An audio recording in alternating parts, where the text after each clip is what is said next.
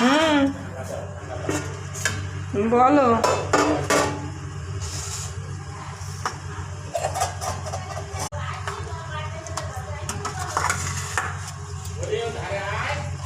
যাই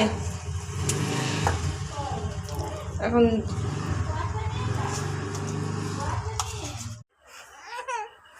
জ্যাঠার বাড়ি খিচুড়ি ঠান্ডা। কালকে রাতে যখন আমরা খেয়ে উঠেছি